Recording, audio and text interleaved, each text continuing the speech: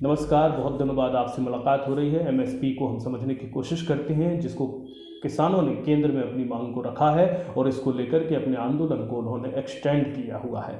फिलहाल इसके राजनीतिक पहलुओं पर बाद में बात करेंगे, पहले इसकी तकनीकी पहलुओं पर बात करते हैं। और तकनीकी पहलुओं पर कोशिश ये रहेगी कि हम कोई घिसी पिटी ऐसी बातें ना कहें कि एमएसपी से इकोनॉमी बर्बाद हो जाएगी, ना हम ये कहें कि एमएसपी दे दो किसानों को सब कुछ मिलेगा, बिल्कुल नहीं।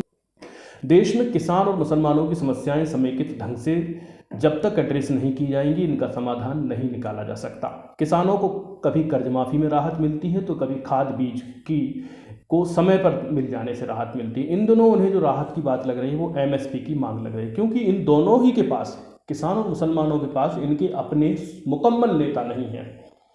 और जो नेता अभी फिलहाल हैं वो राजनीति में इस तरह से हैं कि वो इनके मुद्दों को, इनकी परेशानियों को, इनको भड़काए रखना चाहते हैं, ज्वलंत रखना चाहते हैं, बजाय किसी समाधान के। सरकारें बदलती रहेंगी, नित नए गठबंधन राजनीति में बनते रहेंगे, नित नए चुनावी ट्रेंड सेट होते रहेंगे, कभी कोई सत्ता में आएगा, कभी कोई सत्ता से बेदखल होगा, लेकिन समस्याएं इनकी नहीं हल हो सकती। इसका कारण जो है, एक वजह तो है ही कि इनके पास कोई उनका मुकम्मल तौर पर नेता नहीं है, दूसरी वजह इनका कोई बौद्धिक योजनाकार भी नहीं है, और तीसरी वजह ये है कि इनका कोई ढांचा नहीं है, कोई शोध का इनमें कोई व्यवस्थाएं नहीं है। और एक बात इनकी बहुत ज़रूरी है कि ये दोनों ही मसले संवेदनशील मसले हैं। ये दोनों ही अपनी मूलभूत चीज़ों में जरा सा भी अगर कोई इंटरफेरेंस करता है तो ये इनको, इन पर, इनकी संस्कृति पर और इनके कार्य संस्कृति पर, दोनों पर ही हमला नजर आता है। मैं किसानों और मुसलमानों की इस दृष्टिकोण से यहाँ पर तुलना कर रहा हूँ। किसानों की समस्याएं और मुसलमानों की समस्याएं बहुत ही तात्कालिक या फौरी ढंग से नहीं छुई जा सकती। जैसे कि भारत में मुसलमानों की जो समस्याएं हैं वो है इग्नोरेंस, एक माइनॉरिटी है, अल्पसंख्यक हैं, वो वैसी स्थिति में कहीं ज़रा से ही वो ढीले पड़ते हैं तो कहीं ऐसा ना हो कि उनका राजनीतिक जो पार्टिसिपेशन होना चाहिए, जो उनकी राजनीतिक रूप से जो भागीदारी होनी चाहिए, वो कहीं उपेक्षित ना हो जाए। इसके लिए वो क्या है कि इस तरह के नेताओं का चयन करते हैं जो उनके मुद्दों को सिर्फ भड़काए रखना चाहते हैं, बजाय उनको हल करने के। ठीक वैसे ही किसानों में भी ये देखने को आता है कि खाद बीज ना मिले तो सड़क पर आ जाएं, दूध ना बिके तो सड़क पर आ जाएं, अंडे ना बिके तो सड़क पर आ जाएं, दाम ना मिले तो सड़क पर आ जाएं, लेकिन आप मुकम्मल तौर पर किसी चीज़ को नहीं समझना चाह रहे हैं। फिलहाल में आप एमएसपी को लेकर सड़क पर हो। एमएसपी के जो फॉर्मूले हो सकते हैं मैं उनको बताने की कोशिश करूंगा। सबसे पहला फार्मूला ये हो सकता है, फार्मूला 1, कि सब सरकार ही खरीदे, फिर क्या हो कि कोई भी सरकार चाहे तो इसे लागू कर सकती है। बहुत आसान है, लेकिन इसके फार्मूले किसानों को ही नुकसान देने वाले हैं। कैसे नुकसान देने वाले हैं? पहला फार्मूला, सारा अनाज सरकार ही खरीदे। इस फार्मूले के तहत अनुमानित कह रहा हूँ 30 लाख करोड़ रुपए का खर्च आएगा। इससे कम कीमत वाले अनाज की शॉर्टेज आ जाएगी। क्यों? क्योंकि जो अधिक कीमत वाला है, एमएसपी जिसकी ज़्यादा है, किसान सबसे ज़्यादा उसी का उत्पादन करेगा, उसी की, क्योंकि वही सबसे ज़्यादा उसको फायदे का लगेगा। जब उसका उत्पादन करेगा जिसकी एमएसपी कम है, उसकी शॉर्टेज आ जाएगी, वो वहाँ उस क्षेत्र विशेष में मिलेगा नहीं, तो वो कहीं बाहर से आएगा। तो किसान 5,000 का कोई अन्न बेचेगा और 6,000 का दूसरा अन्न खरीद कर लाएगा। तो किसान जहाँ था वहीं था, सिर्फ संख्या का बढ़ावा हुआ कि उनको कैश जो है, नगद जो है या पैसे जो हैं वो ज़्यादा दिखाई देने लगे, उनको फिगर्स ज़्यादा दिखाई देने लगे, लेकिन उन फिगर्स को की वैल्यूज़ घट गई। तो ऐसे में ये दिक्कत आएगी कि जो किसान ज़्यादा एमएसपी वाले बेचेंगे तो इसमें प्रोडक्शन का इम्बैलेंस, असंतुलन खड़ा हो जाएगा, और ये इतना ज़्यादा हो जाएगा कि किसानों को ही इसमें संकट आने वाला है। क्योंकि आम आदमी को तो आएगा ही आएगा, किसानों को भी, किसान भी कहीं ना कहीं एक उपभोक्ता भी है। अब फॉर्मूला दूसरे पर चलते हैं। दूसरा फार्मूला ये है कि एमएसपी लागू करें लेकिन मंडियों को निजी कर दें, फिर वही मारामारी हो जाएगी जिससे हम बच रहे हैं। तो मतलब जिस चीज़ से आप भाग रहे थे वही आपको फिर मिल गया। तो फॉर्मूला दूसरा क्या कहता है? मंडियाँ भी रहें, व्यापारी भी रहें, सिर्फ सरकार बीच की कड़ी बनी रहे, सरकार खरीदेगी नहीं। तो सरकार जब नहीं खरीदेगी तो ये निश्चित मानिए कि व्यापारी उतना ही खरीदेगा जिसको उसकी ज़रूरत है, और वही खरीदेगा जो उसका बिक रहा है, और उतने ही दाम पे खरीदेगा जिस दाम पे वो आगे, उसके ऊपर दाम पे वो आगे निकाल सकता है। तो इसमें एक संकट ये हो जाएगा कि ऊंची एमएसपी वाला खाद्यान्न सिर्फ जो है उस मंडियों में आया करेगा, छोटे खाद्यान्न को न व्यापारी मिलेंगे न किसान उसको उगाएगा। फिर वही फार्मूला 1 की तहत जो दिक्कत आने वाली वही फिर इसमें आ जाएगी।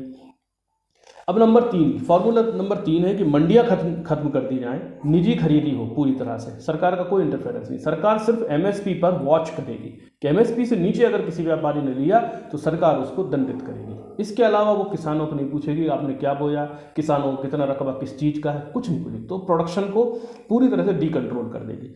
तो क्या होगा उससे कि मंडियाँ हट जाएंगी, कृषि बाजार खुला छोड़ दिया जाएगा, कौन सा किसान क्या बो रहा है, कहाँ बेच रहा है, कौन खरीद रहा है, कहाँ से अन्न आ रहा है, कहाँ जा रहा है, आदि सब सरकार को कुछ ही पता नहीं होगा। और सरकार सिर्फ व्यापारियों को डराएगी, धमकाएगी। जो उनकी एजेंसियां होंगी वो जाएंगी व्यापारियों से, एमएसपी से नीचे अगर आपने खरीदा तो हम आपकी कार्रवाई करेंगे। फिर क्या होगा कि व्यापारी कोई अनाज भी खरीदेगा, अगर वो 2 रुपये में खरीदता है तो वो तभी खरीदेगा जब 2 रुपये 5 पैसे में वो आगे बेच पाएगा। अगर वो 2 रुपये 5 पैसे में आगे नहीं बेच पा रहा, चूंकि एमएसपी किसानों के लिए होगी, ध्यान रखिएगा, व्यापारियों के लिए नहीं होगी, तो किसान को तो वो बाध्य है देने के लिए 2 रुपये, लेकिन खुद 2 रुपये 5 पैसे में बेचने के लिए बाध्य नहीं है। और अगला व्यापारी जो उससे लेता है, बड़ा व्यापारी, वो भी बाध्य नहीं है कि 2 रुपये 5 पैसे में लेगा, तो वो मना कर देगा। फिर ये भी मना करेगा, ये मना करेगा, तो फिर किसान रास्ता निकालेंगे या लोग रास्ता निकालेंगे, व्यापारी मिलकर के, कि भाई आप एक काम करो, मैं आपको 1 रुपये 80 पैसे में फला चीज़ ले सकता हूँ, आप मुझे 20 पैसे का जो डिफरेंस है, चूंकि सरकार देख रही है मैं 2 रुपये से ज़्यादा कम आपको दे नहीं सकता, तो मैं तो आपको अकाउंट में 2 रुपये दूंगा, लेकिन आप 20 पैसे पहले मेरे पास आकर जमा करो। फिर किसान के सामने एक संकट, वो 20 पैसे पहले लेके आएगा, फिर व्यापारी को जमा करेगा, फिर व्यापारी उसको 2 रुपये का चेक देगा या 2 रुपये उसके अकाउंट में जमा कराएगा। तो व्यापारी सुरक्षित बच गया, किसान को जो है एमएसपी कहने को हो गई 2 रुपये दे रहे हैं, सरकार यहाँ आंकड़े रखेंगी सदनों में, नहीं खरीदी किसानों को करा दी, कहीं भी एक भी केस रजिस्टर्ड नहीं हुआ कि एमएसपी से नीचे जाए, हम एमएसपी दिला रहे हैं, लेकिन वही ढाक के 3 पात। किसान को जो 20 पैसे लाने पड़े, किसान के पास कैश तो होता नहीं है उस समय, वो तो बेचेगा, उससे ही पैसा आएगा, उसका प्रोडक्शन ही वही, उसकी आजीविका वही है, तो फिर 20 पैसे वो कहाँ से उठाएगा। वही व्यापारी जो 2 रुपये में उससे खरीद रहा है, 1 रुपये 80 पैसे में जो खरीद रहा है और 2 रुपये एमएसपी है, तो वो जो 20 पैसे का ब्याज और लेगा किसान से कि भाई मैं पैसे तुमको दे देता हूँ मुझे ही देने के लिए, लेकिन इस पर इतना ब्याज रहेगा, तो वो 20 पैसे ब्याज मिलाकर 25 पैसे हो गए। तो किसान को कितना मिला, 2 रुपये से उसने 20 पैसे वो दिए, 5 पैसे ब्याज दिया, तो 25 पैसे, तो किसान को कितना मिला, 1 रुपये 75 पैसे। एमएसपी कितनी है, 2 रुपये, कितना नुकसान हुआ, 25 पैसे का। किसको हुआ, किसान को हुआ। अभी क्या हो रहा है, 2 रुपये एमएसपी नहीं है, 1 रुपये 90 पैसे में बिक रहा है, तो 1 रुपये 90 पैसे पूरे किसान के पास जा रहे हैं।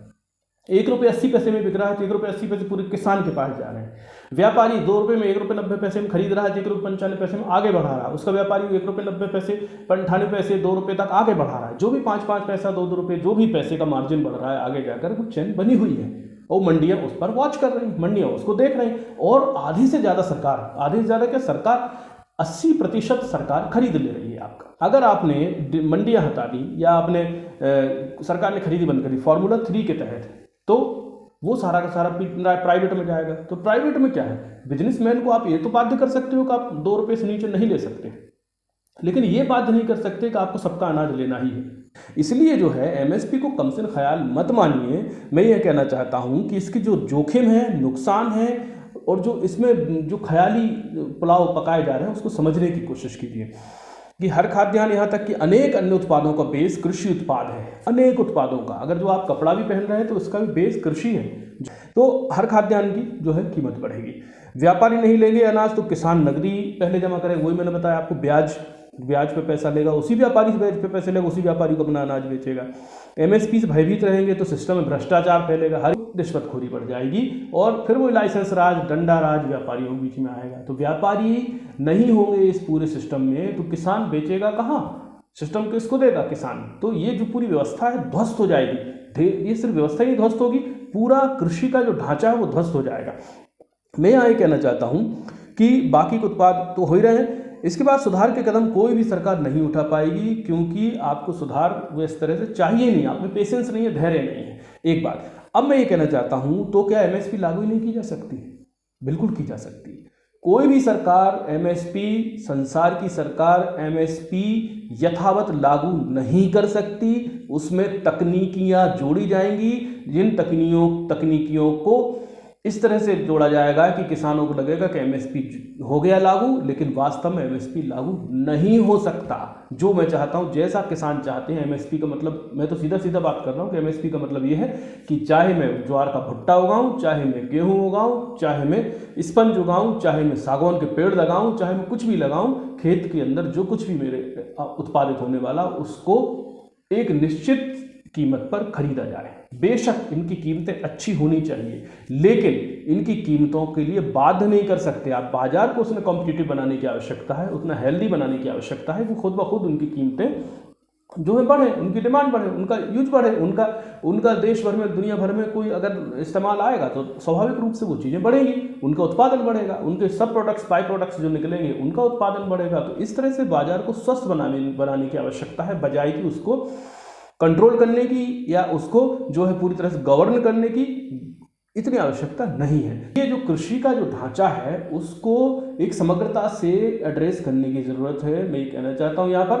कि खेती को अगर एड्रेस करना है तो उसके एक पहलू को नहीं पकड़ना होगा, खेती को पूरी तरह चारों तरफ से पकड़ना होगा, जो कि इन 3 बिलों में पकड़ने की कोशिश की गई थी। इस वीडियो को लाइक करें, शेयर करें और इस वीडियो को सब्सक्राइब करना ना भूलें। बहुत बहुत शुक्रिया, नमस्कार।